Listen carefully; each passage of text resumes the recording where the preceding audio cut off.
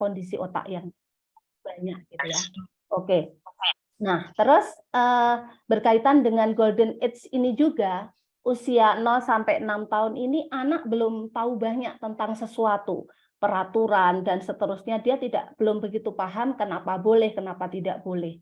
Nah, di sini orang tua dan lingkungan itu sedang membiasakan, sedang mengenalkan sesuatu kepada anak yang sifatnya behavior, perilaku gitu ya.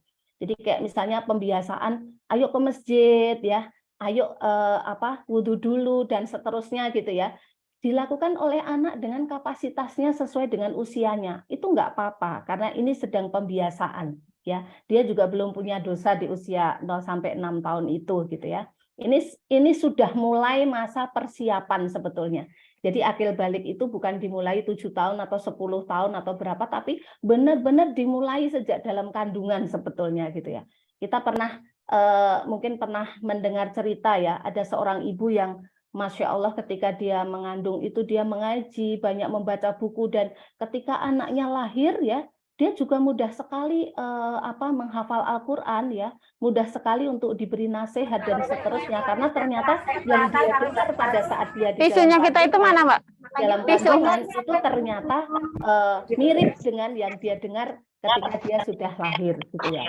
Nah, usia 0 sampai 6 tahun ini anak-anak itu masih bersih, jalinan otaknya masih siap untuk diisi dengan apapun. Nah, ini tanggung jawab orang tua untuk memberikan lukisan, memberikan gambar, memberikan materi, ya, kemudian memberikan stimulasi yang sekiranya itu bisa membuat anak menjadi anak-anak yang tertib, anak-anak yang disiplin, bernalar, tapi juga sosialnya itu juga main. Ini gitu. aja ya.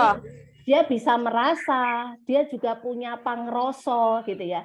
Dia juga bisa ngerti bagaimana dia harus merasakan apa yang dirasakan orang lain. Nah, itu sudah dimulai dari situ.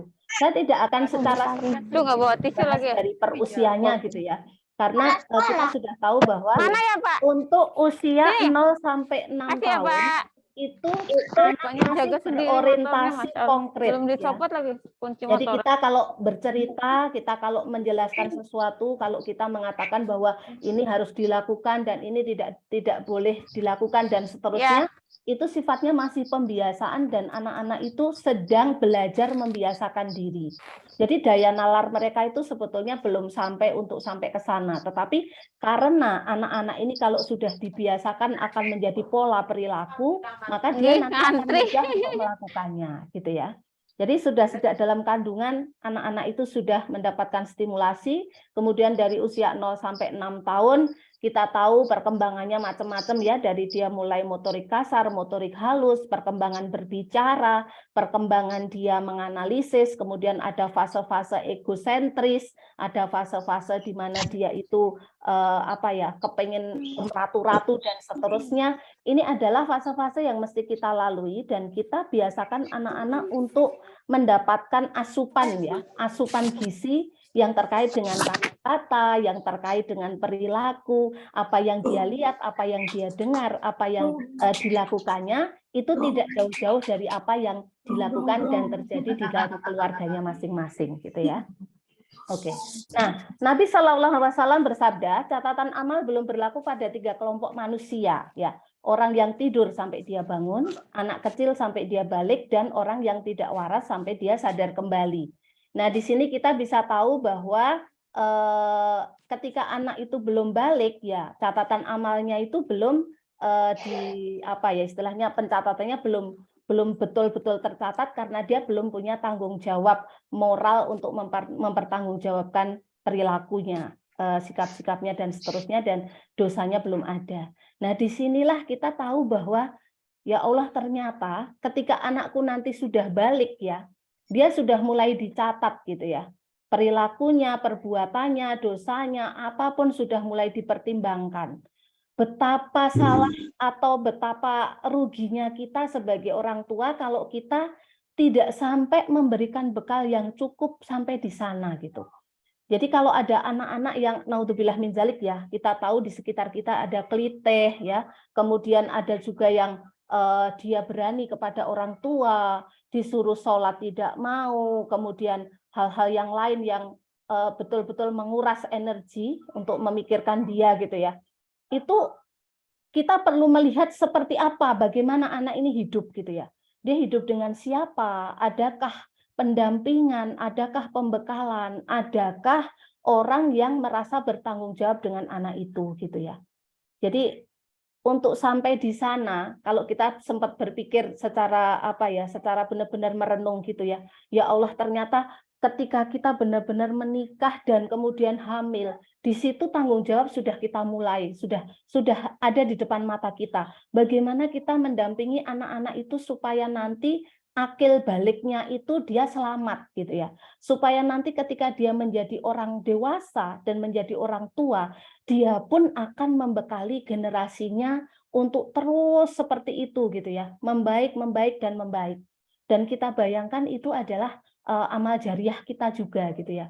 Kita ngajari anak-anak dari huruf per huruf, dari huruf hijaiyah, dari tata krama, dari kita ajari dia dari tidak bisa apa-apa menjadi paham dengan kewajibannya, kemudian dia menjadi anggota masyarakat yang baik. Itu multi level amal gitu ya. Jadi orang tua ini jangan dikira tanggung jawab kita itu adalah beban. Allah itu begitu perhitungannya ya. Jadi sampai sekecil apapun nanti akan diperhitungkan. Nah, dengan hadis ini ya, kita tahu bahwa tanggung jawab orang tua itu besar dan tidak bisa diremehkan yang namanya pembekalan atau menyiapkan anak-anak sampai dia akil balik. Walaupun nanti sampai dia dewasa pun orang tua juga masih kadang punya kontribusi gitu ya. Tetapi yang pokok adalah mengantarkan dia pada akil balik. Ya. Nah, masa akil balik menurut Islam itu penting banget gitu ya. Karena akil ini adalah dia punya kemampuan memahami standar halal haram, baik buruk, benar salah ya, serta memahami kewajiban mereka sebagai anggota masyarakat dan bagian dari umat. Nah, ini tadi yang disampaikan oleh Ustazah sebelumnya ya. Kebanyakan sekarang ini baliknya maju gitu ya, baliknya maju. Akilnya belum sampai gitu ya. Jadi pola pikir mereka masih seperti anak-anak misalnya, tapi dia sudah misalnya sudah mens ya, dia sudah mimpi basah gitu ya. Dan ini cukup mengkhawatirkan buat kita karena dia secara tanggung jawab dia belum bisa gitu ya. Tetapi sebetulnya dia sudah sampai gitu ya, sudah sampai kepada kewajibannya gitu. Nah, untuk balik sendiri adalah fase ketika semua organ reproduksi ini sudah berfungsi. Jadi anak laki-laki ditandai dengan mimpi basah ya, sementara anak perempuan ditandai dengan mendapatkan menstruasi. Mereka juga biasanya sudah mulai tertarik dengan lawan jenis, punya emosi yang cenderung meledak-ledak ya, yang berbeda, sensitif gitu ya. Dan di sini kewajiban sebagai hamba Allah sudah mulai diperhitungkan. Kita bayangkan kalau anak sudah balik gitu ya, tetapi akilnya belum sampai. Akilnya masih standarnya masih di bawah rata-rata seharusnya misalnya. Tentu saja ini akan menjadi beban bagi orang-orang di sekitarnya dan akan mendatangkan banyak masalah gitu ya. Karena dia belum paham apa yang seharusnya dilakukan, dia belum bisa menyesuaikan diri dengan baik, belum bisa berperan sesuai dengan yang seharusnya dan sebagainya. Nah, ini kondisi akil dan balik ini tidak selalu beriringan, sejalan gitu ya. Banyak anak yang sudah balik namun akilnya belum memadai, dewasanya lebih cepat banyak terjadi gitu ya. Makanya ada banyak masalah-masalah gitu ya.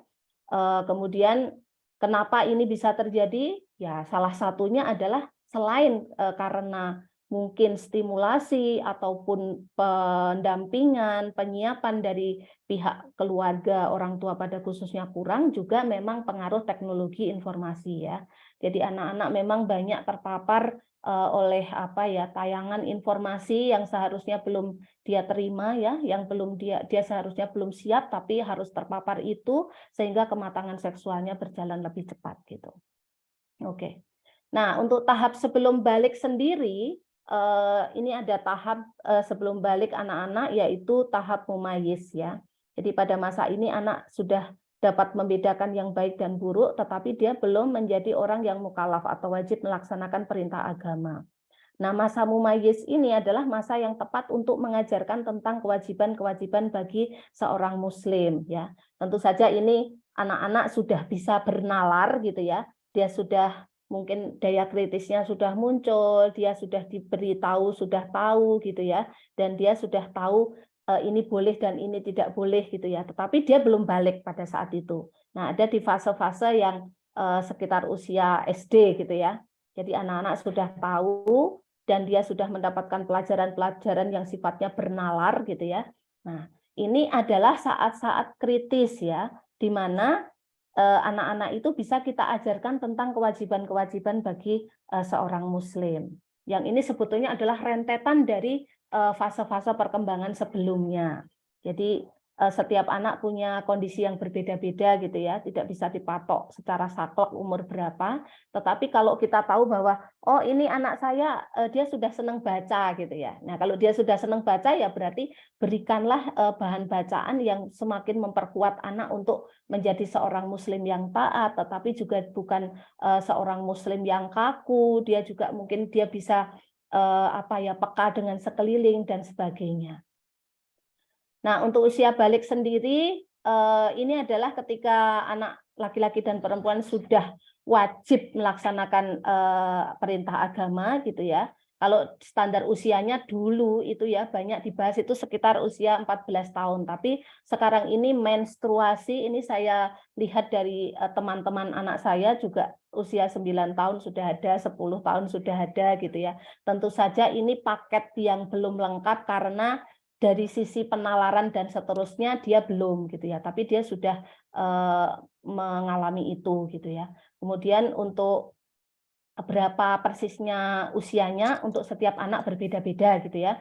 Anak saya juga belum, ini 11 tahun belum gitu ya, tapi temennya sudah. Terus yang anak laki-laki yang dulu mimpi itu saya tahu itu sekitar umur 13-14, tapi ada juga yang sebelum itu sudah. Jadi ini sangat penting Bapak Ibu, silahkan monggo berkomunikasi dengan anak-anak supaya mereka itu bisa terbuka dengan kita sebagai orang tua gitu ya, supaya terdeteksi dengan baik dia sudah mens atau belum ya, dia sudah mimpi atau belum, terus kemudian membedakannya gimana kalau mimpi biasa atau ini sudah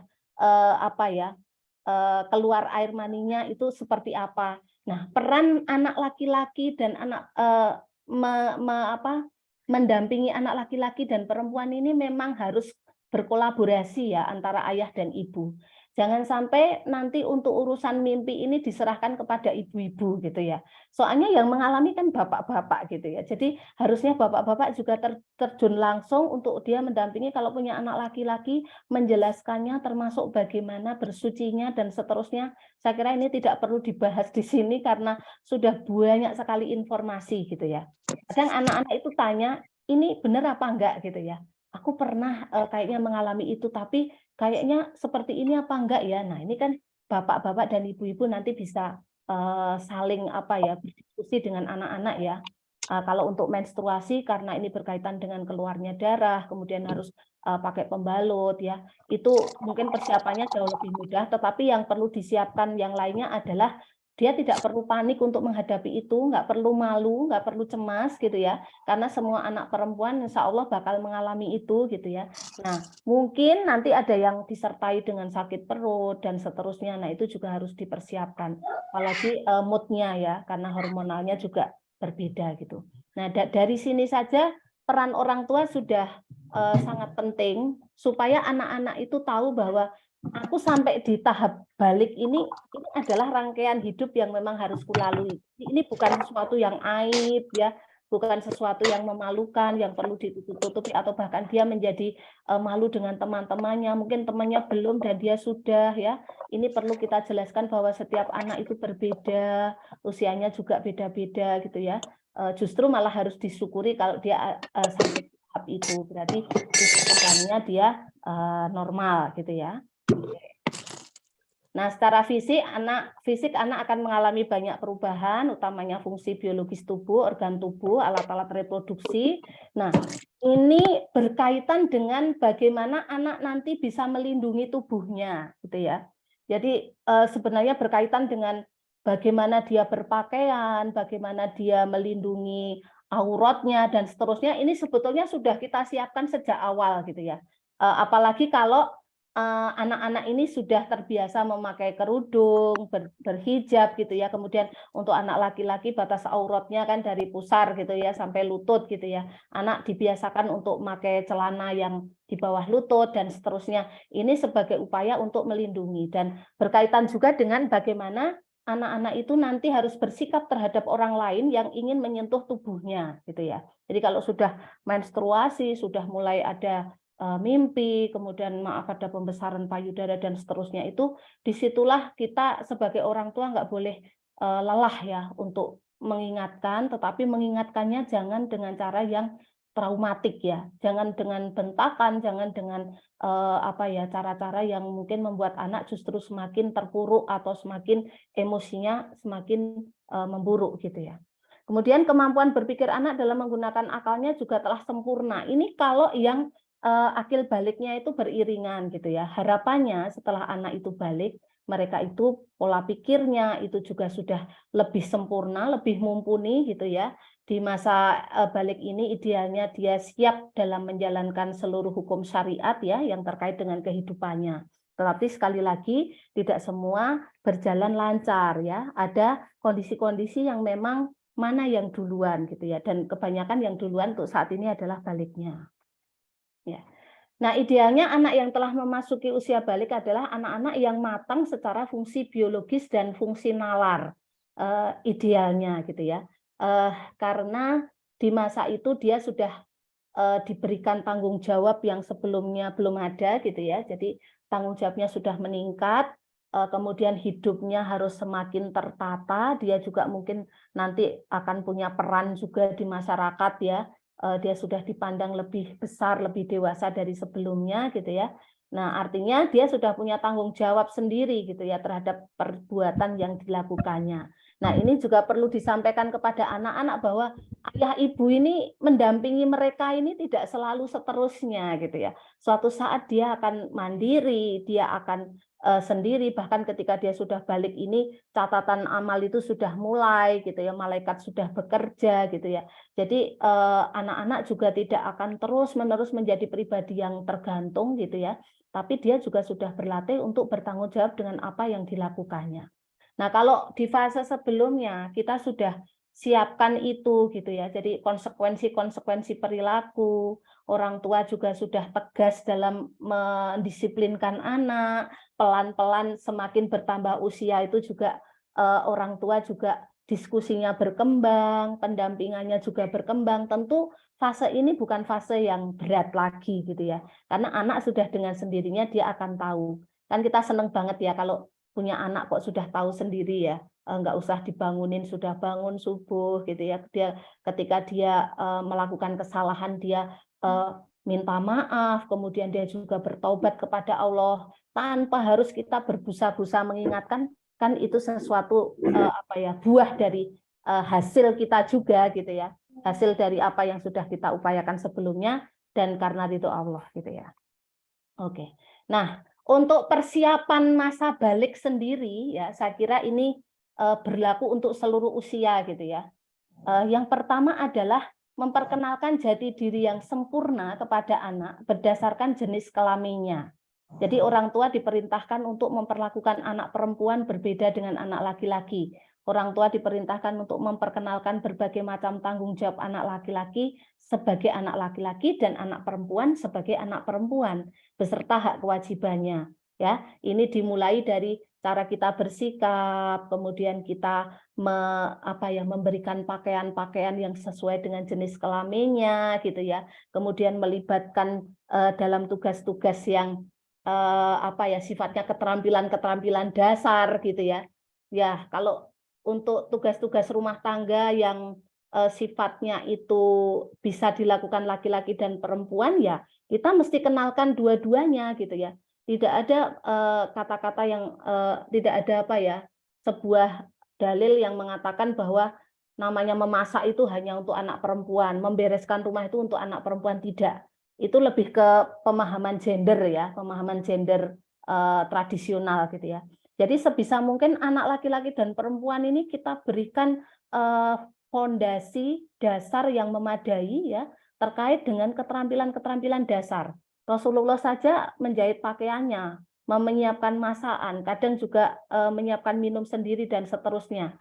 Jadi kalau nanti ada kondisi-kondisi yang memang menghendaki siapa yang mungkin ada yang sakit atau yang ada yang harus istirahat, anak-anak ini akan terengginas ya, akan dia siap dengan segala situasi dan kondisi. Bahkan kalau nanti dia berumah tangga, dia akan menjadi ayah yang sigap, menjadi ibu yang sigap, dan ini sudah dimulai dari awal gitu ya. Jadi dari kecil ketika anak sudah mulai ingin mencoba-coba gitu ya, aku bantuin Umi, aku bantuin Abi, biarlah mereka mendekati kita, walaupun nanti hasilnya itu apa ya tidak bagus atau hasilnya itu masih jauh dari sempurna, tidak apa-apa karena itu memang bagian dari pendidikan gitu ya. Jangan sampai dia tidak boleh mendekat, kemudian dia tidak tahu apa yang kita lakukan, kemudian kita ngajarinya sudah agak terlambat ya, agak susah gitu ya. Ya, jadi kita mulai dari cara berpakaian, kemudian laki-laki dan perempuan itu harus seperti apa gitu ya, termasuk sikap-sikap tubuhnya, bertutur kata dan seterusnya gitu ya. Itu sudah Islam mengatur sangat luar biasa. Baik, kemudian yang persiapan kedua adalah merangsang proses berpikir mereka sehingga mampu mengimani keberadaan Allah, memahami kelemahannya sebagai manusia, mengimani keberadaan Rasulullah dan perannya dalam mendidik dan menyempurnakan akhlak ya, mengimani Al-Qur'an ya dan menjadikan Al-Qur'an sebagai pedoman hidup ya sehingga akan terbentuk akidah yang kuat. Dengan begitu anak akan senantiasa terikat pada hukum syara dalam setiap aktivitasnya. Nah, ini sudah dilakukan insya Allah ketika anak kita itu dari KB gitu ya, KB kemudian TK dan seterusnya, bagaimana kurikulum ya, kemudian ustazah mendongeng, bagaimana ada aktivitas-aktivitas yang membuat pikiran mereka itu semakin berkembang, itu sudah sedemikian rupa dirangsang. Tetapi akan jauh lebih bagus kalau pendidikan yang di rumah ini juga demikian gitu ya. Jadi misalnya dalam sehari ketika anak-anak pulang sekolah nanti dengan ayah dan ibu juga ada kayak brainstorming ya, eksplorasi apa tadi yang diperoleh dalam sehari-harinya gitu ya. Anak mungkin akan bertanya, kita jawab. Kalau kita nggak bisa menjawab ya kita kasih kita minta waktu untuk apa ya menemukan jawabannya. Ya, di sini tentu saja akan apa ya komunikasi akan berjalan sangat baik gitu ya. Kita bayangkan kalau anak tidak pernah dirangsang proses berpikirnya, wis pokoknya yang penting mangan gitu ya, yang penting maem, yang penting meneng, ya dia nggak tahu siapa Tuhannya, Allah itu siapa, Rasulullah itu siapa, Al-Quran itu bagaimana, lah nggak misalnya di keluarga nggak pernah ada yang mengaji, bagaimana anak bisa tahu bahwa Al-Quran itu sebegitu pentingnya gitu ya. Oke, kemudian memisahkan tempat tidur, ya ini ada beberapa referensi yang saya baca. Memisahkan tempat tidur saat anak berusia 10 tahun ya. Tidak boleh tidur dalam satu selimut ya. Entah itu laki-laki dengan laki-laki atau perempuan dengan perempuan. Bahkan dengan orang tuanya sendiri pun kalau bisa tidak seperti itu gitu ya. Ketika tidur ya. Sebelum usia 10 tahun itu datang anak sudah harus dilatih orang tua agar berani tidur sendiri tanpa ditemani. Ini macam-macam ya dalam keluarga, ada yang usia 3 tahun saja dia sudah ada kamar sendiri, nanti orang tua menemani sebentar, kalau sudah tidur dipisah juga, kalau memang bisa itu tidak apa-apa, yang penting di sini adalah anak siap dan anak semakin paham kenapa dia harus tidur sendiri gitu ya. Sebisa mungkin usia 10 tahun sudah tidak tidur bareng gitu ya. Karena 10 tahun ini sendiri kan acuan ya, kalau anak tidak mau sholat dan seterusnya kan sudah mulai kita sedikit lebih keras di usia 10 tahun itu. Jadi dari sisi kematangan juga 10 tahun itu mungkin sudah mulai ada prapuber gitu ya istilahnya, kalau secara awam itu prapubertas gitu ya. Jadi sebisa mungkin 10 tahun itu sudah nggak ada itu anak-anak yang tidur bareng ibunya, tidur bareng bapaknya dan seterusnya gitu ya. Nah, ada juga yang mengatakan bahwa tidak 10 tahun, anak itu tidur sendiri harusnya di usia 7 tahun. Nah, monggo silahkan saja untuk setiap keluarga punya cara yang berbeda-beda ya, punya kondisi yang berbeda-beda, tetapi yang perlu diingat adalah tidur sendiri ini adalah bagian dari melatih anak mandiri gitu ya. Dan dia juga harus bisa dia belajar untuk menghormati bahwa orang tuanya itu punya space yang berbeda, punya tempat yang berbeda. Jadi bapaknya ya tidurnya sama ibunya gitu ya. Kalau dia tidur sendiri. Kalau misalnya belum berani, ditemani dulu pelan-pelan sambil diberi pemahaman gitu ya. Nanti makin lama dia akan tidur sendiri. Kemudian diperkenalkan 3 waktu untuk minta izin ketika akan masuki kamar orang lain ya, termasuk kamar orang tuanya. Dibiasakan kalau masuk kamar mengetuk pintu, salam, bertanya apakah boleh masuk gitu ya. Ini juga bisa dibiasakan dari kecil ya. 3 waktu ini adalah setelah sholat Isya, sebelum sholat subuh, dan waktu sekitar tengah hari gitu ya. Ya seperti itu. Tapi juga ini tidak saklek juga. Mungkin ada waktu-waktu yang di luar waktu itu yang juga sangat private gitu ya. Sehingga intinya anak mau memasuki kamar kakaknya, yang laki-laki, yang perempuan, masuki kamar orang tuanya, neneknya, dan semuanya harus terbiasa izin gitu ya. Jadi tidak selundap-selundup gitu ya. Oke. Dan kebiasaan baik ini kalau nanti dia semakin besar ya dia sudah tidak susah lagi untuk apa ya kita biasakan, dan dia sudah menjadi pola juga kalau kita lakukan dari kecil. Membiasakan mereka melaksanakan kewajiban dengan tepat waktu ya, sholat ya, dan seterusnya. Untuk anak laki-laki ini juga sudah dibiasakan wajib berjamaah di masjid ya. Di sini peran bapak ini sangat penting karena yang keluar kan bapak gitu ya, dan juga orang dewasa di sekitarnya. Kemudian mengajarkan pengetahuan tentang tanda-tanda balik ya, sehingga anak siap secara fisik psikis ketika fase itu tiba. Jadi mereka bisa kita putarkan video, mereka bisa kita bacakan buku ya, bahwa nanti anak laki-laki dan perempuan itu akan berbeda. Kemudian kita tunjukkan perbedaannya seperti apa, tapi mungkin untuk kondisi tertentu tidak detail dulu gitu ya. Nanti semakin dia besar semakin detail ya, semakin jelas gitu ya. Kemudian membekali anak dengan adab Islami baik terhadap orang tua, guru, kawan, tetangga ya, dari batasan interaksinya, tidak apa ya sembarangan bermain bersama, campur baur gitu ya. Kemudian juga kita akan jelaskan bagaimana seandainya pergaulan itu campur baur gitu ya di luar sana. Mungkin anak-anak itu juga tahu gitu ya kalau di HP itu ada laki-laki perempuan yang mungkin dugem atau apa, mungkin itu perlu untuk didiskusikan akibatnya apa. Bahkan ketika nanti anak ini sudah balik gitu ya, dia ada risiko untuk bisa hamil dan seterusnya. Nah, itu bisa dikembangkan ke sana. Ya. Kemudian orang tua juga perlu membekali anak dengan keterampilan fisik yang akan menjaga kebugaran tubuh ya. Di Islam kan berenang, berkuda ya, bela diri, panahan itu menjadi perhatian juga gitu ya. Anak punya aktivitas yang sifatnya olah tubuh, bisa ditambah aktivitas apapun itu supaya dia tidak hanya yang sehat itu pikirannya, kemudian jiwanya, tetapi juga fisiknya, karena mind, body, and soul itu kan sebuah kesatuan ya.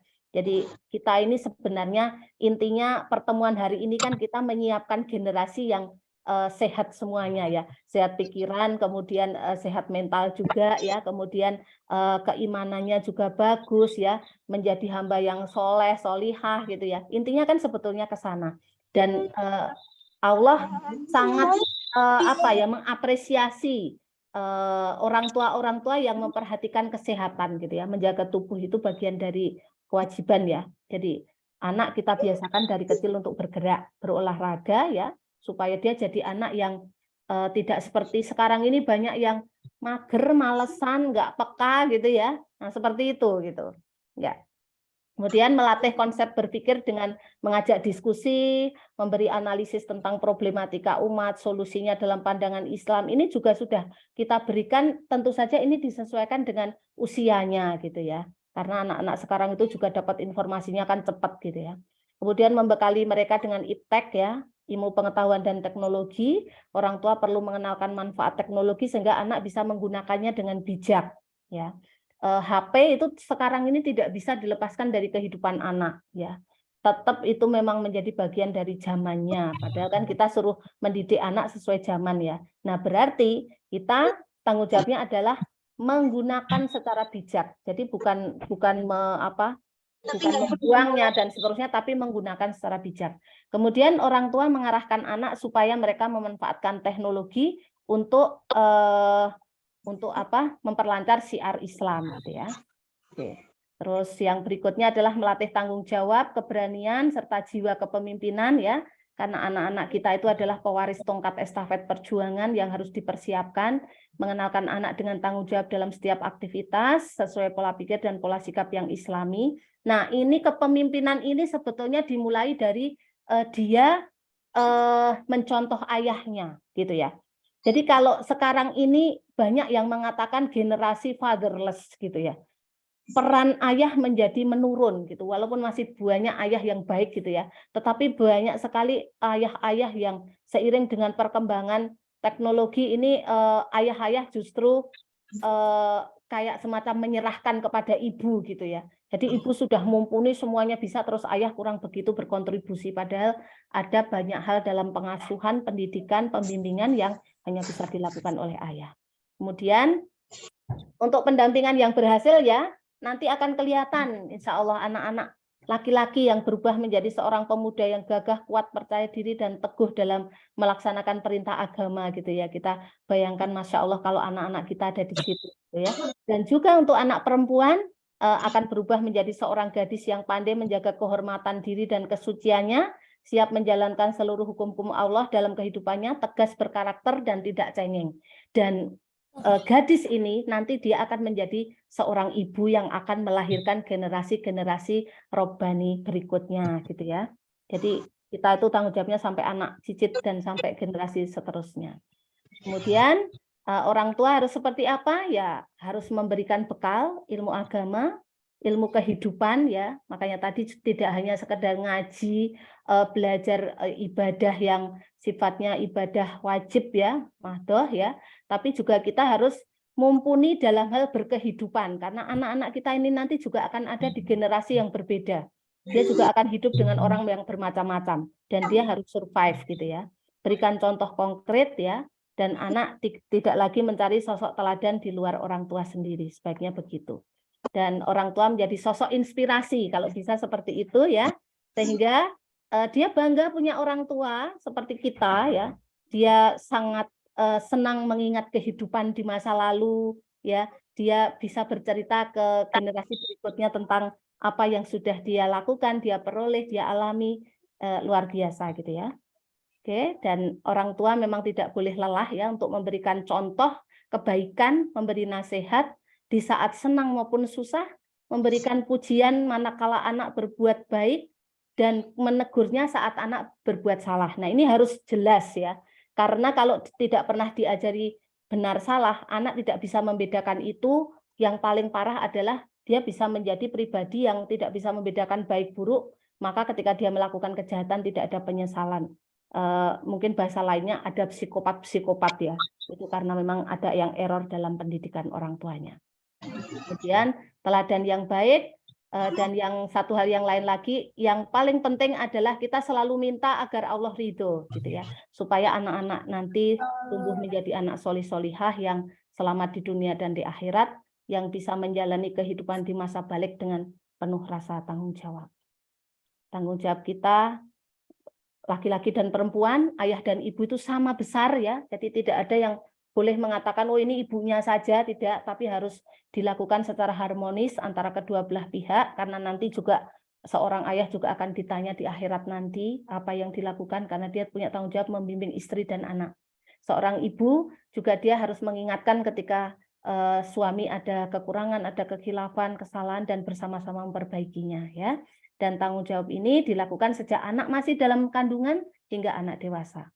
Dan komunikasi menjadi faktor penting dalam proses pendampingan ini. Saya kira cukup sekian apa yang saya paparkan. Sepertinya waktunya sudah pas ya, sesuai yang diinformasikan kepada saya. Jika ada kekurangan itu dari saya, dan jika itu ada kebaikan, ada sesuatu yang bisa diambil, itu adalah dari Allah. Wabillahi taufiq wal hidayah. Wassalamualaikum warahmatullahi wabarakatuh.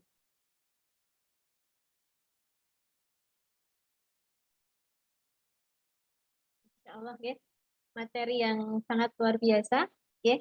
Kami ucapkan terima kasih kepada Bunda Siti Nur Fatmah ya, yang sudah memberikan paparan materi. Ya. Semoga bisa menginspirasi untuk kita semua. Ya. Sama-sama saling belajar, ya, Ayah Bunda. Agenda selanjutnya adalah diskusi dan tanya jawab. Saya jawab akan saya bagi menjadi 2 termin dengan 3 penanya di setiap terminnya. Monggo Ayah Bunda bisa menyampaikan pertanyaan di kolom chat atau ada yang mau bertanya secara langsung. Oke, sudah ada satu penanya nih Bunda Siti. Nggih. Saya bacakan nggih. Ya. Kedap. Izin bertanya, apakah ada batasan sampai di usia berapakah rumus bahwa baik buruknya anak tergantung dari keluarga saja? Bagaimana jika anak sudah mulai punya pergaulan di luar rumah? Apakah perubahan pasca pergaulan di luar tetap tergantung faktor keluarga? Akan Bunda Siti, monggo bisa ditanggapi. Langsung ditanggapi mawon nggih daripada nanti kelupaan. Oke, monggo. Baik, apakah ada rumus baik buruk tergantung dari faktor keluarga? Tidak ada rumus ya. Jadi sebenarnya gini, perilaku seseorang itu sangat ditentukan oleh faktor biologis, kemudian faktor psikologis, kemudian faktor sosial dan faktor spiritual ya. Jadi kayak misalnya baik buruk anak itu kan kadang tergantung dari emosinya gitu ya. Nah, emosi itu sebenarnya bagian dari faktor biologis juga, temperamen ya. Jadi ada keluarga-keluarga tertentu yang mungkin memang orangnya kencengan, gampang marah gitu ya. Nah, itu seperti itu juga sangat berkontribusi kepada bagaimana anak ini nanti tumbuh dan berkembang. Saya tidak bisa menjawab sampai umur berapa atau batasan rumus seperti apa karena manusia itu adalah makhluk yang sangat dinamis gitu ya. Jadi ada yang di rumah dia baik, terkondisi, kondusif gitu ya. Tapi ketika dia kemudian di luar ada pengaruh dari lingkungan yang sangat kuat sehingga dia harus bertahan, kemudian dia melakukan sesuatu yang buruk, itu juga bisa terjadi gitu. Nah, kewajiban kita adalah sekarang ini membentengi sekuat-kuatnya yang ada di dalam rumah gitu ya. Entah anak kita itu mengalami apapun itu, mengalami hal yang buruk atau mengalami hal yang menyenangkan, kita tetap dampingi. Yang penting adalah anak-anak ini bisa terbuka kepada kita. Kemudian ketika dia keluar ke lingkungan yang di luar, selama anak-anak ini belum balik ya, tentu saja ini masih menjadi tanggung jawab kita sepenuhnya gitu ya. Jadi dengan siapa dia bermain, dengan siapa dia menghabiskan waktu, sampai jam berapa, ngapain aja, bahkan yang dia pegang HP saja itu kita tidak bisa mengontrol 24 jam.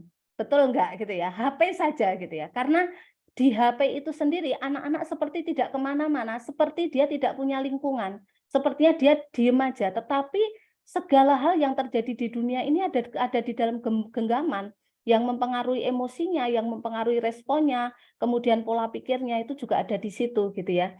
Jadi kalau saya menjawab pertanyaan ini tidak ada yang pasti gitu ya, ada banyak sekali faktor gitu ya. Tetapi membentengi atau menguatkan itu sudah mengurangi risiko yang lebih besar dibanding kita tidak punya peran sedikit pun di dalam mendampingi anak ini gitu ya. Kalau misalnya di luar rumah dia dulunya baik Bu, tapi ketika sudah bergaul kemudian dia melakukan hal-hal yang membuat kita repot atau kayak gimana, berarti faktor yang di dalam ini penguatannya masih harus ditambah kan begitu gitu ya.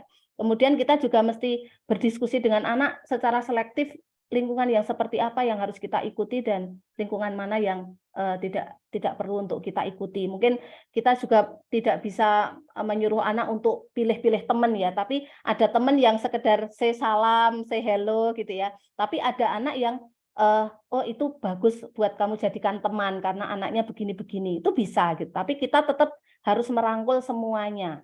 Nah, masalahnya adalah kita itu juga mendampinginya tidak bisa 24 jam penuh gitu ya. Jadi anak-anak ini yang terjadi di luar kadang tidak terkomunikasikan. Nah, itu yang harus kita kuatkan. Mungkin seperti itu Ustazah jawaban dari saya. Semoga menjawab nggih. Kalau masih kurang nanti bisa WA saya. Ya, oke. Bunda Siti, terima kasih. Yeah. Untuk pertanyaan selanjutnya, dari Bunda Nafisa nih. Oke. Beliau wali dari RA dan B5. Pertanyaannya, apakah yang mempengaruhi kondisi balik lebih cepat daripada akilnya? Terima kasih Bunda Nafisa. Ini tadi sudah saya singgung ya. Namanya balik itu kan sebetulnya itu sifatnya kan sifatnya biologis ya. balik itu ada menstruasi, kemudian ada mimpi gitu ya. Itu dipengaruhi oleh salah satunya adalah paparan-paparan informasi, gambar-gambar ataupun pengalaman-pengalaman yang sifatnya seksual itu menjadi lebih cepat gitu ya. Nah, sekarang ini kan anak-anak menjadi lebih cepat karena dia sering melihat gambar-gambar yang mungkin bisa menggoda gitu ya, yang kemudian membuat dia menjadi semakin kepo gitu ya. Jadi dia kemudian juga mencari tahu, kemudian mencari informasi yang lain dan seterusnya, ataupun bacaan-bacaan yang sifatnya ya agak berbau-bau pornografi gitu ya. Nah, seperti itu membuat anak menjadi lebih cepat gitu ya. Tetapi selain faktor itu, cepat dan enggaknya ini juga ada faktor apa sifatnya hormonal juga ya. Jadi untuk setiap anak itu kan beda-beda ya hormon-hormon seksualnya gitu ya. Kadar hormonnya itu kan berbeda. Jadi kalau memang kadar hormonnya itu berlebih, maka dia akan menjadi cepat untuk dewasa. Dewasa secara ini ya batasan balik gitu ya. Tetapi untuk akal ini memang harus distimulasi, memang harus dibiasakan, harus diberi apa ya semacam pancingan-pancingan, diskusi, nasihat dan seterusnya. Jadi monggo Bu, Pak, kita istilahnya kita jaga anak-anak kita ya, tetapi memang tantangan kita di masa sekarang ini adalah teknologi informasi dan itu memang terpapar setiap saat, setiap waktu. Nah, kalau misalnya anak-anak lagi main dengan teman-temannya, ini tolong diawasi karena saya berkali-kali ada kasus mereka itu bawa HP keluar, ternyata yang diakses adalah situs-situs dan itu terhubung gitu ya. Sekali buka dia akan terhubung dengan situs yang lain. Dan ketika anak mendapatkan tayangan ataupun paparan pornografi itu secara tidak langsung ada dorongan ya, dorongan secara fisiologis yang kemudian seperti ada rasa nyaman, ada rasa ingin menikmati kembali dan seterusnya. Makanya saya pernah punya klien 7 tahun, dia suka sekali melihat video porno dan dia kecanduan. Dan 7 tahun itu dia kalau dipangku orang tuanya, dia tuh sudah menggesek-gesekkan karena merasa nikmat. Dan dia sudah tahu apa yang namanya onani. Waktu itu seperti itu. Jadi ini hal-hal yang memang harus kita perhatikan sekali Ibu dan Bapak semua, karena yang di depan mata kita ini ada bahaya juga gitu. Mungkin seperti itu. Terima kasih. Oke. Pertanyaan selanjutnya nggih, Bunda Siti nggih. Maaf, nggih. Oke. Pertanyaan selanjutnya dari Muhammad Fatah, ya.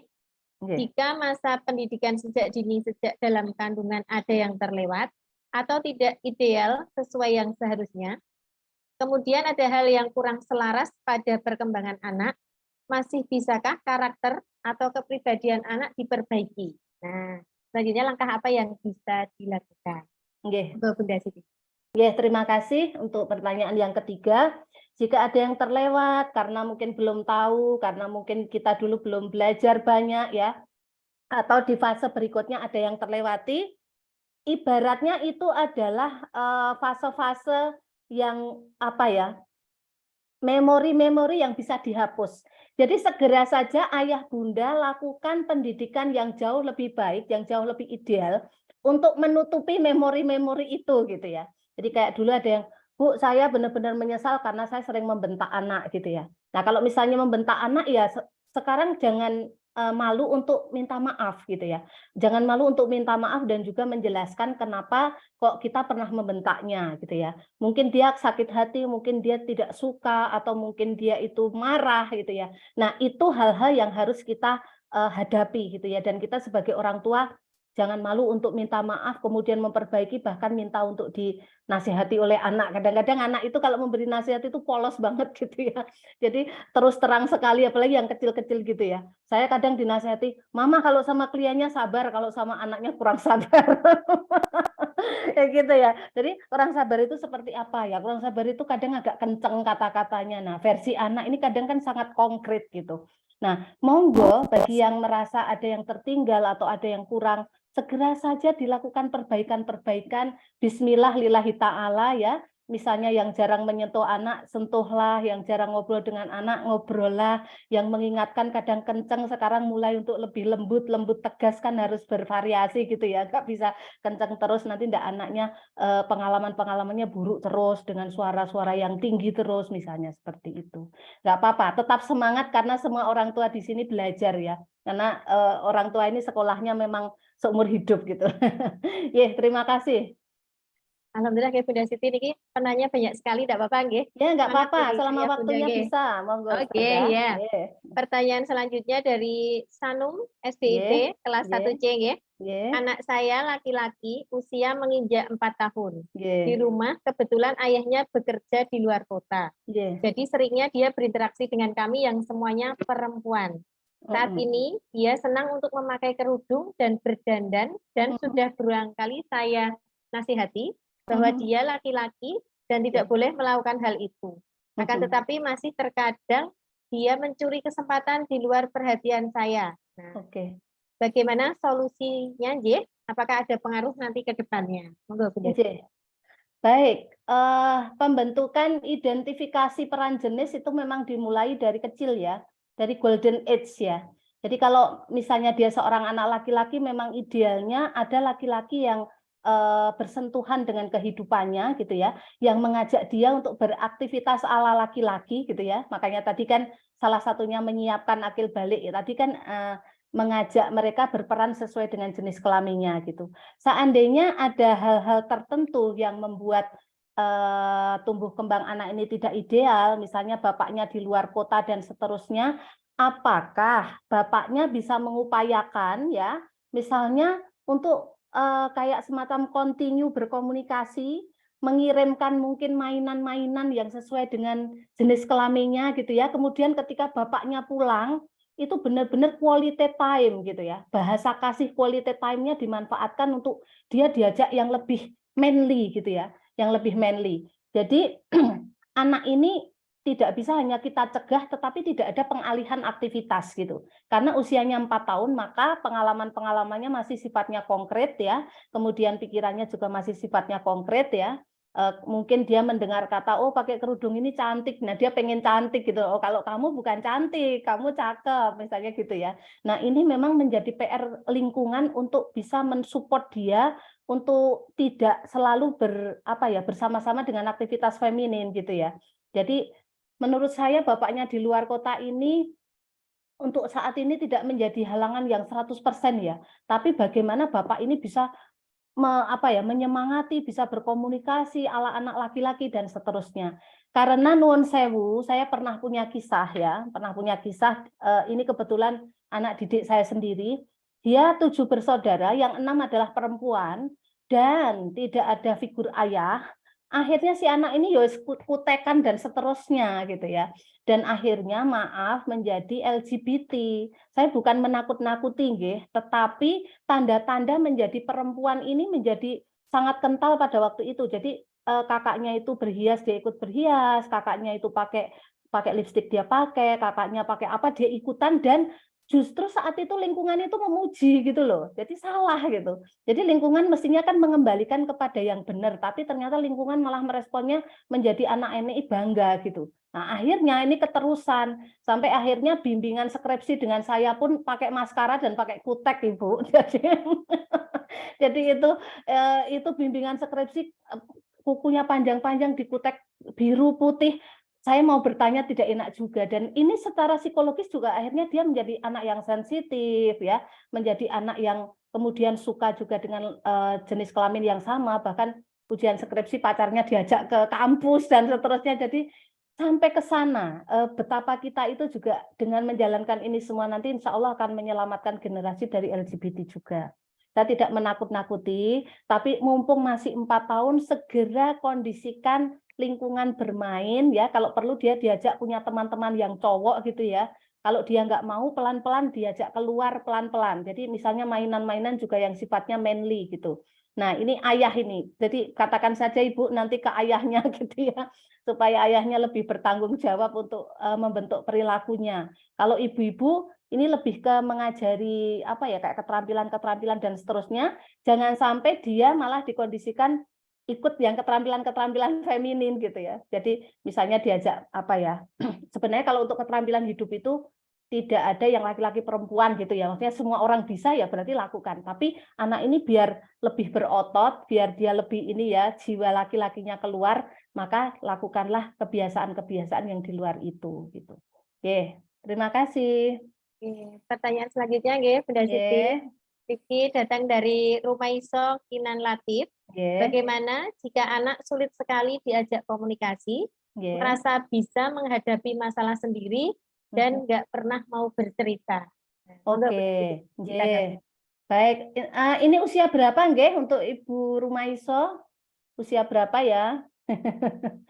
Kalau dia misalnya sudah menjelang remaja, itu memang ada fase-fase di mana dia itu kepengen apa ya, kayak punya privacy sendiri gitu ya. Jadi dia kayak ada rahasia-rahasia yang dia pendam gitu ya. Ah nggak mau, ibu nggak boleh tahu, Mi nggak boleh tahu gitu memang ada gitu ya. Tapi kita perlu jelaskan bahwa seandainya kamu itu diem terus, kalau ada sesuatu ibu tidak bisa bantu, ibu tidak tahu apakah itu bahaya apa tidak. Kalau misalnya ibu tidak bisa bantu, ibu bisa cari bantuan yang lain gitu ya. Remaja SMA, oke, Bu Rumaisa nggih. Nah, ini mendekati remaja ini resepnya harus seperti sahabat ya. Jadi kalau biasanya kalau seperti orang tua yang jaraknya kayak apa ya, kayak dia satu ada dominan, satu enggak itu susah. Jadi dibiasakan untuk kayak apa ya, kita mungkin enggak terlalu banyak kepo dulu sama dia gitu ya. Jadi kayak kita deket-deketan dulu ya. Kalau misalnya dia perempuan ya kita deketin, terus mungkin kita libatkan dia dengan aktivitas kita, terus nanti gelenian, ngobrol-ngobrolan gitu ya. Nah, saya merasakan bahwa ketika anak ini sudah terbiasa bercerita, itu apapun adanya itu dia tidak akan puas kalau belum bercerita gitu ya. Jadi apapun itu dia kepengen bercerita kepada paling tidak kalau nggak ibu ya ayahnya gitu. Jadi kalau dia misalnya menyimpan itu bisa jadi dia merasa malu, bisa jadi dia merasa itu sebagai aib gitu ya. Kita sabar saja mendekatinya, bilang kalau misalnya kamu malu ngomong, kamu boleh tulis apa yang kamu rasakan itu gitu ya. Jadi kalau misalnya ibu bapak tidak bisa ngerti apa yang kamu rasakan, terus gimana seandainya terjadi sesuatu dan kita yang bertanggung jawab gitu kan nggak bisa gitu. Memang butuh kesabaran sekali untuk anak-anak SMA itu kadang sensitif ya. Kadang-kadang dia masih merasa malu, tapi di satu sisi dia merasa apa ya, merasa malu dengan masalahnya, tapi sebetulnya belum mampu gitu ya. Atau kadang merasa sudah mampu, tapi sebetulnya belum mampu gitu. Ya, jadi intinya sahabatan dulu deh sama anak, sahabatan. Pokoknya keep in touch dulu.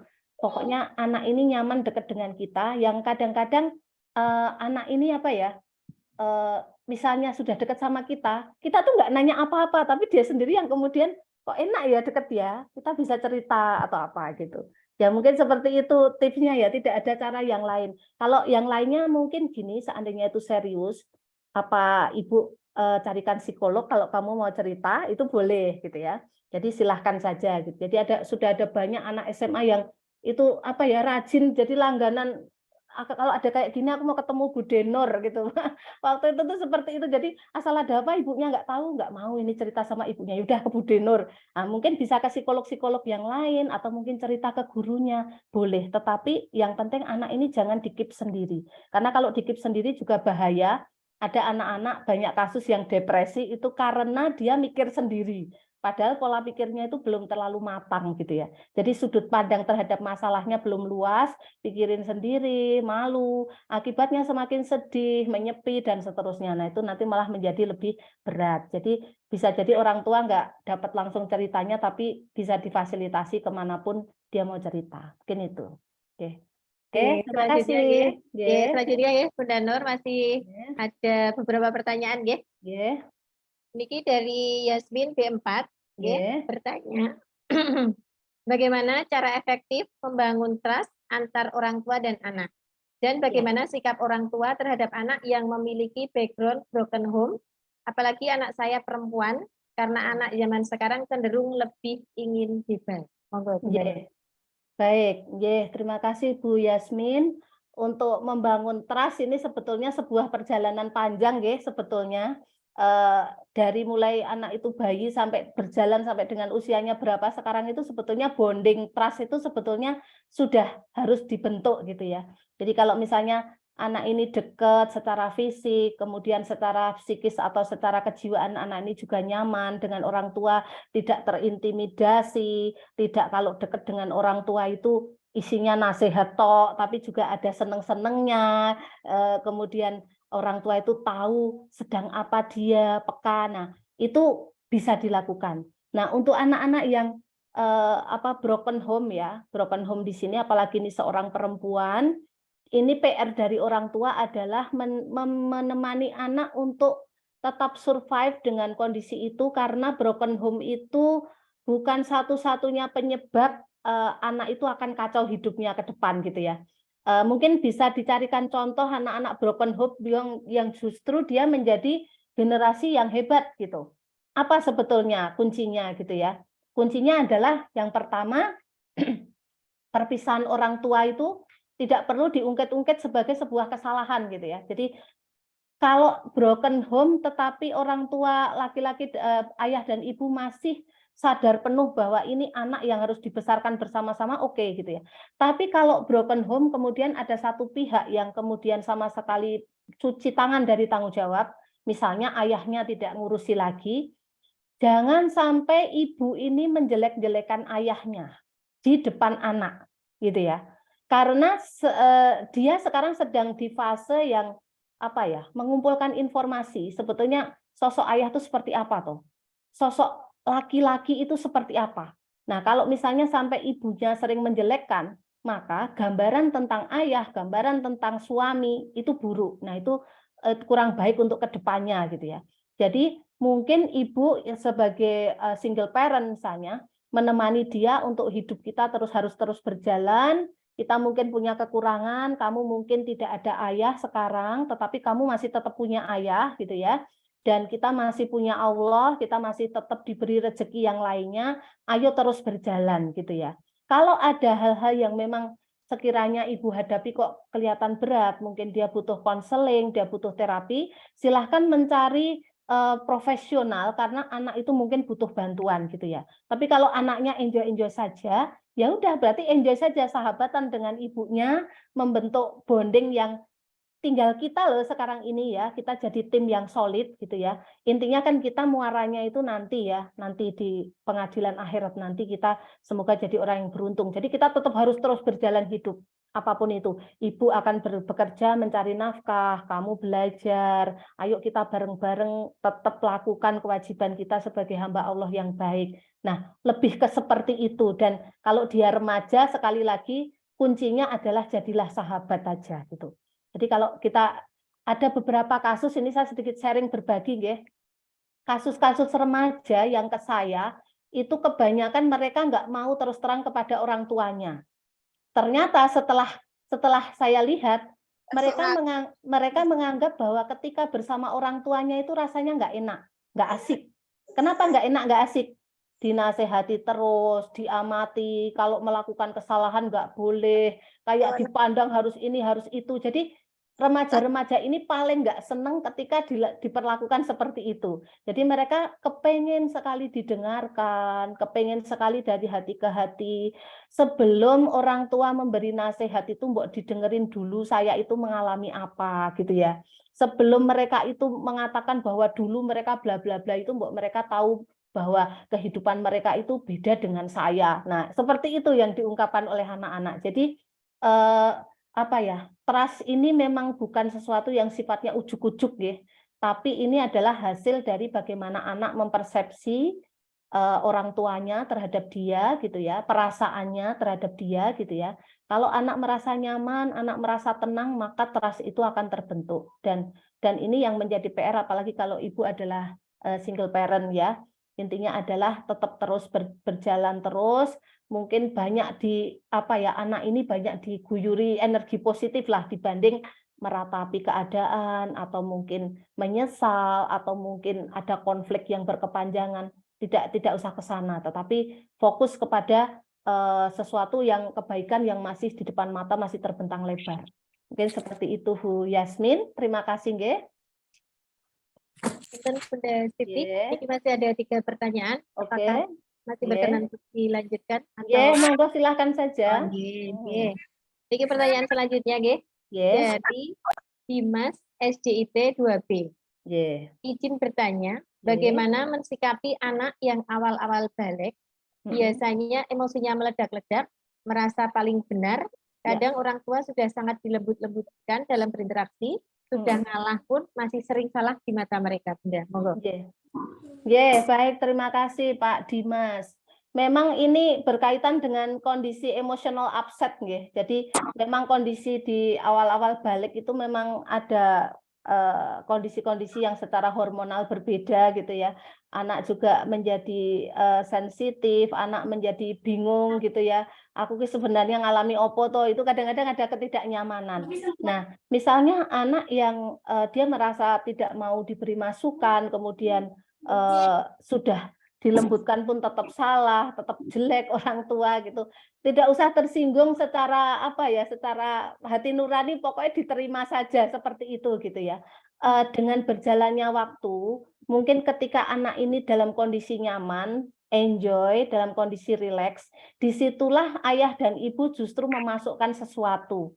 Jadi ketika dia sedang seperti itu, sedang tidak nyaman, sedang kacau, itu kita tidak perlu memberi nasihat terlalu banyak atau terlalu banyak dialog gitu ya. Karena biasanya hal seperti itu tidak terlalu bermanfaat. Karena apa? Gelombang otaknya sedang tidak bagus untuk menerima informasi gitu. Jadi kita mungkin support dia, mungkin kita peluk atau kita tepuk-tepuk. Kalau laki-laki mungkin nggak dipeluk gitu ya, ditepuk-tepuk gitu ya, sambil ditungani, sambil diberi afirmasi, ungkapan yang baik-baik gitu. Nah, ketika nanti sudah reda, disitulah ayah dan ibu itu punya waktu yang lebih bagus, lebih tepat untuk memperbincangkan. Tadi kamu merasa begini-begini, itu sebenarnya kamu tuh kenapa gitu loh. Jadi lain waktu gitu ya, tidak di saat itu. Kalau di saat itu kadang ya udah kita apapun salah gitu ya, dan orang tua itu sudah capek, tambah disalahkan tambah capek. Belum lagi kalau harga dirinya terinjak gitu ya.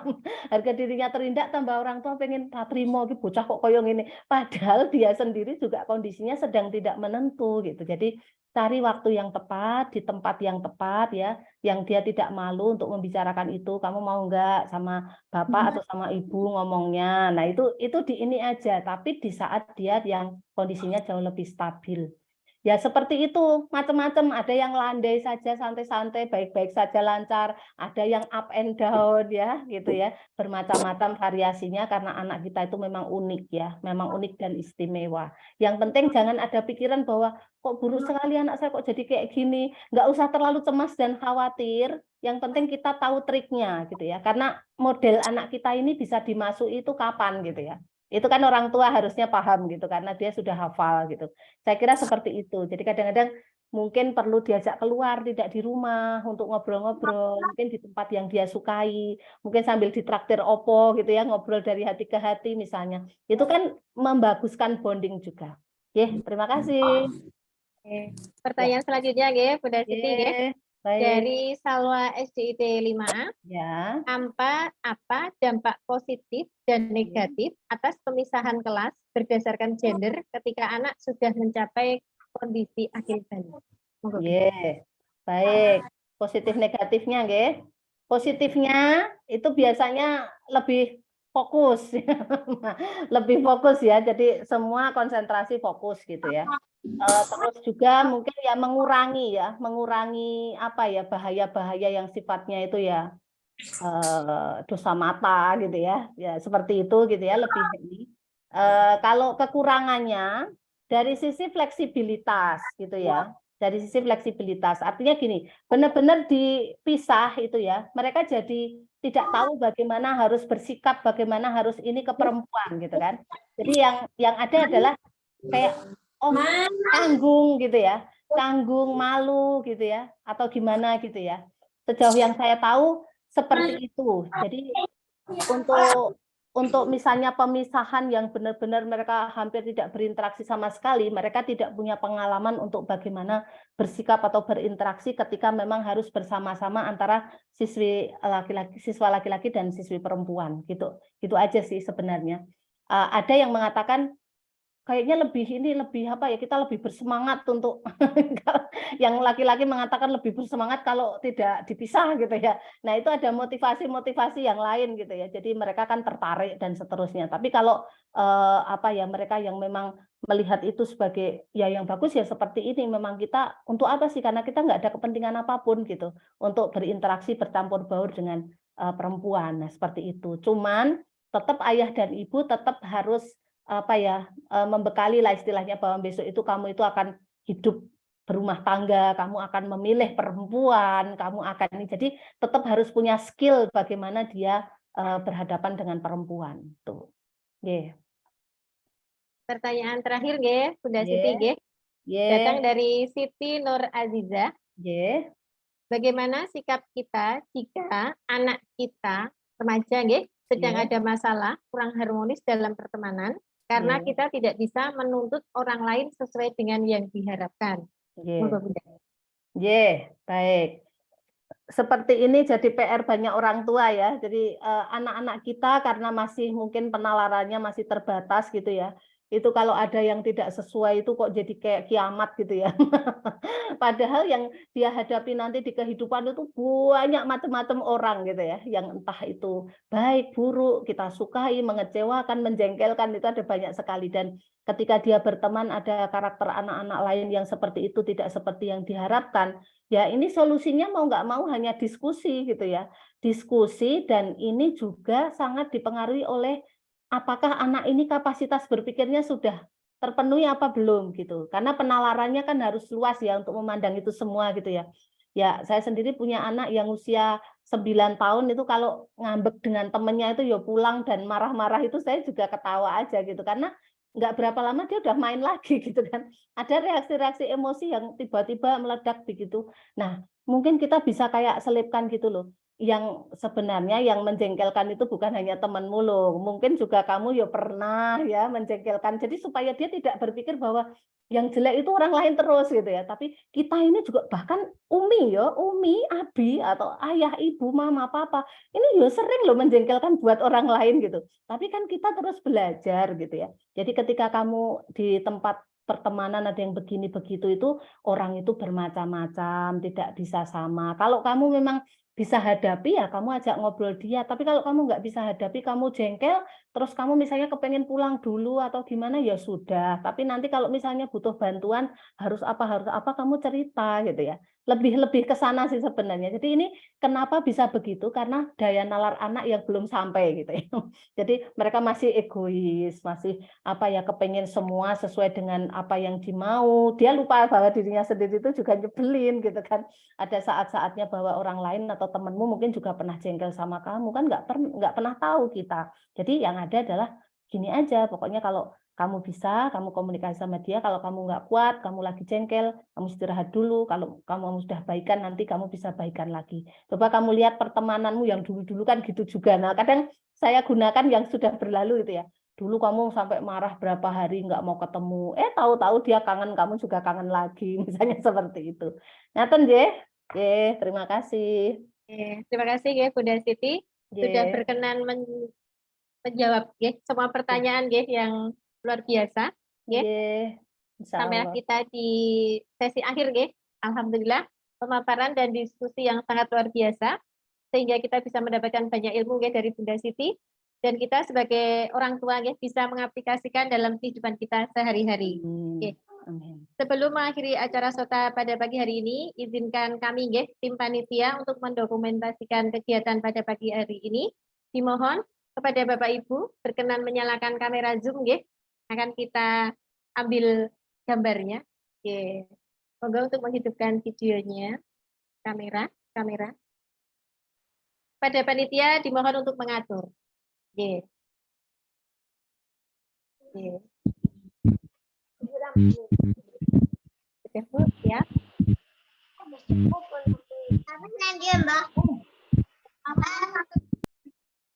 Pasar.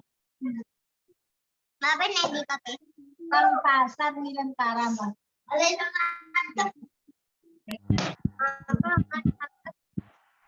Tadi Ya, udah. ya Bunda, karena hari ini pesertanya luar biasa sekali, nggih. 470 berapa tadi ketika awal, nggih. Masya Allah, nggih.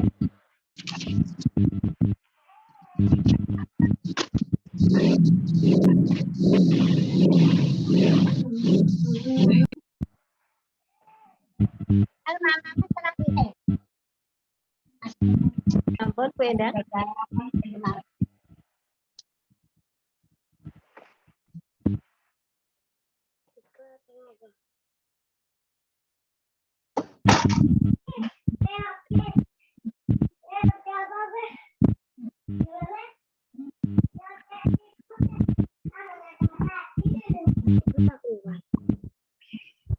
Sebentar suasana Mami siap-siap. Terakhir, saya ucapkan terima kasih banyak kepada Bunda Siti, nggih, selaku narasumber, nggih, yang sudah memberikan ilmu yang luar biasa, nggih, pada pagi hari ini, serta peserta yang telah menyimak acara dari awal sampai akhir. Saya mewakili panitia yang bertugas menyampaikan permohonan maaf apabila ada hal-hal yang kurang berkenan selama acara berlangsung.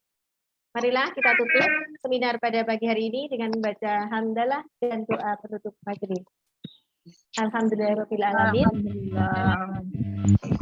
Subhanakallahumma wa bihamdika asyhadu an la ilaha illa anta astaghfiruka wa atubu ilaik.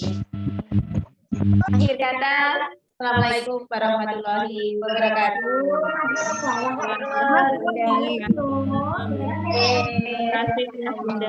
Terima kasih Bapak Ibu. Keluar. Terima kasih. Sama-sama. Terima kasih. Terima kasih, Derek pamit. Dan aktivitas masing-masing, ya. Sampai jumpa di agenda serta berikutnya.